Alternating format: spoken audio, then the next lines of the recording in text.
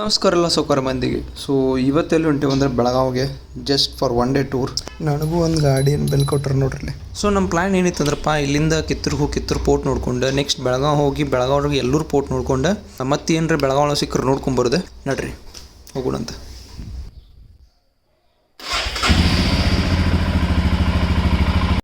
ಇದ ನೋಡ್ರಿ ಕಿತ್ತೂರು ಕೋಟೆ. ಇದನ್ನು 17ನೇ ಶತಮಾನದೊಳಗೆ ದೇಸಾಯಿ ರಾಜವಂಶದ ಅಲ್ಲಪ್ಪ ಗೌಡ ಸರ್ದೇಸಾಯಿ ಅವರು ಕಟ್ಟಿರ್ತಾರೆ. ನಮಗೆಲ್ಲ ಗೊತ್ತಿರೋಂಗೆ 1824 ಕಿತ್ತೂರು ರಾಣಿ ಚೆನ್ನಮ್ಮ ಅವರು ಮತ್ತು ಬ್ರಿಟಿಷರ ನಡುವೆ ಯುದ್ಧಗಳಾಕ್ಕವು. ಅದ್ರಾಗ ಕಿತ್ತೂರು ಮನೆತನ ಸೋತ ಆದಮೇಲೆ ಬ್ರಿಟಿಷರು ಈ ಅರಮನೆನ ಹಾಳು ಮಾಡ್ತಾರೆ. ಪಡ್ಸಾಲಿ ನೋಡ್ರಿ, ಇದು ಕಿತ್ತೂರು ರಾಣಿ ಚೆನ್ನಮ್ಮನ ಕಾಲದೊಳಗಿನ ಪಡ್ಸಾಲಿ. ಇದು ಪೂರ್ತಿ ದರ್ಬಾರ್ ಹಾಲ್, ಕಿತ್ತೂರು ರಾಣಿ ಚೆನ್ನಮ್ಮನ ಆಸ್ಥಾನದೊಳಗಿಂದು. ಒಂದು ಟೈಮ್ ಒಳಗೆ ಕಿತ್ತೂರು ಆಸ್ಥಾನ ಈ ಥರ ಇತ್ತು ಅಂತೇಳಿ ಒಂದು ಥರ್ಮೋಕೊಲ್ಲೆ ಬಿಡಿಸಿ ಇಟ್ಟಾರಿ ಇವ್ರದೇ ಆದಂಥ ಒಂದು ಮ್ಯೂಸಿಯಂ ಒಳಗೆ.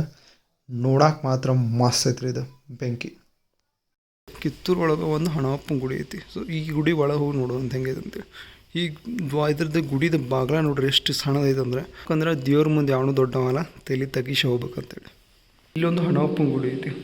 ಈ ಗುಡಿ ನಿಮ್ಗೆ ಕಿತ್ತೂರು ಆಸ್ಥಾನದಲ್ಲಿ ಅಂದ್ರೆ ಕಿತ್ತೂರು ಕೋಟೆ ನೋಡಕ್ಕೆ ಬಂದಾಗ ಸಿಗ್ತೈತಿ. ಇಲ್ಲಿ ನೋಡ್ರಿ, ಉತ್ತರ ಕರ್ನಾಟಕ ಸ್ಟೈಲ್ ಪಡ್ಸಾಲಿ ಬರ್ದಾರ.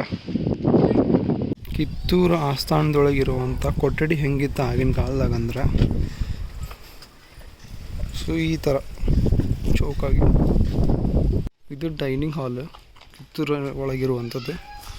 ಸೊ ಅಲ್ಲೇ ಅಡುಗೆ ಮನೆ ಐತಿ. ಸೊ ನನಗೇನು ಅನಿಸುತ್ತೆ ಅಂದರೆ, ಈ ಕಿತ್ತೂರು ಆಸ್ಥಾನ ನೋಡಿದ ಮೇಲೆ ನನಗನ್ಸಿದ ಮಟ್ಟಿಗೆ ಇದು ಪ್ರಾಪರ್ ಆಗಿಲ್ಲ. ಇನ್ನು ಕರೆಕ್ಟಾಗಿ ನೋಡಿದರೆ ಕಿತ್ತೂರು ಆಸ್ಥಾನದ ಬಗ್ಗೆ ನಾವು ಓದಿದ ಪ್ರಕಾರ ಕೇಳಿದರೆ, ಇದೇನು ಪೂರ್ತಿ ಕೋಟೆ ಕಾಣತ್ತಲ್ಲ, ಇಷ್ಟು ಡೈನಿಂಗ್ ಹಾಲ್ ಇರಬೇಕು. ನಾವೀಗ ಅಂತೀನಿ ಕಿತ್ತೂರು ಒಳಗಿರುವಂಥ ದೊಡ್ಡದಾದ ಏನಂತಾರೆ ಈ ಕೋಟೆಗೆ, ಕಲ್ಲಿನ ಕೋಟೆ ಅಲ್ಲಿದೆ. ಇದು ಏನಂದರೆ ಕಿತ್ತೂರು ಒಳಗಿರುವಂಥ ಕಾವಲು ಕೋಟೆ ಇದೆ. ಸೊ ಇಲ್ಲೇನು ಮಾಡೋದು, ಇಲ್ಲಿಂದ ನಿಂತು ಸೊ ಯಾರಾದರೂ ಬರ್ತಾರನ ಅಂತೇಳಿ ನೋಡ್ತಾರೆ. ಸೊ ಇದು ಕಿತ್ತೂರು ಒಳಗಿರುವಂಥ ಕಾವಲು ಕೋಟೆ.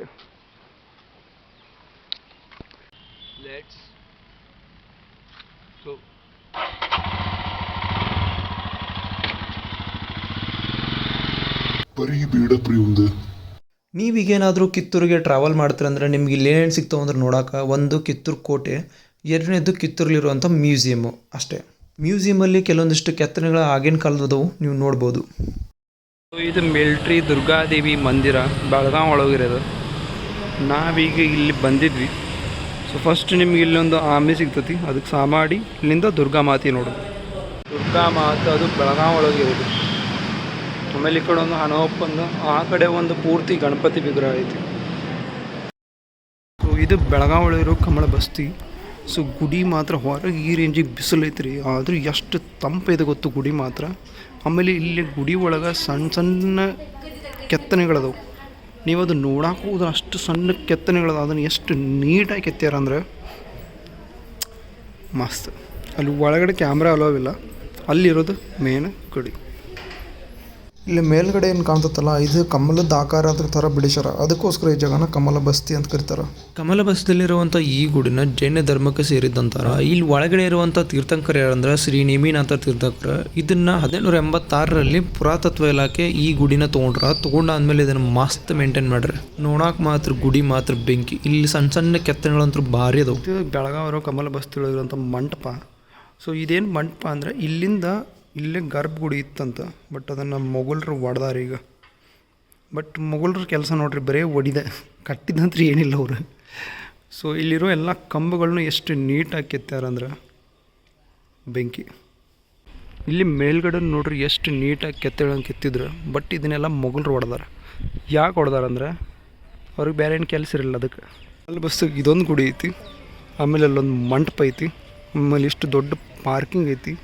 ಇಲ್ಲಿ ಅರ್ಧಕ್ಕರ್ಧ ಜನ ಬರೀ ಫೋಟೋ ತೊಗೊಳಕ್ಕೆ, ವೀಡಿಯೋಕ್ಕೆ ಬರ್ತಾರೆ. ನೀನು ಅದಕ್ಕೆ ಬಂದಿಲ್ಲ ವಿಡಿಯೋ ಮಾಡೋಕ್ಕೆ. ನಾವು ಹೋಗಿರಂದ್ರೆ ಬೆಳಗಾವ್ದೊಳಗೆ ಕುಂದ ತಿಂದ ಬರಬೇಕು, ಆಮೇಲೆ ತೊಗೊಂಡು ಬರಬೇಕು. ಇದು ನಾ ಬೆಳಗಾವಿ ಹೋದಾಗ ತಂದಿದ್ದು ಕುಂದ. ನಮ್ಮ ಮನೆಯಾಗಿದ್ರಾಗ ತಿಂದ ಅಲ್ಲಿ ಅದಕ್ಕೆ ಚಟ್ನಿನೋ ಕಾರಣ ಹಾಕಿಟ್ಟಾರ.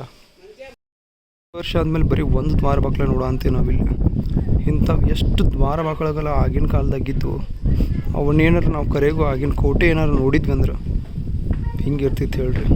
ಗೂಸ್ ಇದು ಬೆಳಗಾವಿ ಎಲ್ಲೂರು ಒಳಗಿರೋ ಪೋರ್ಟ್.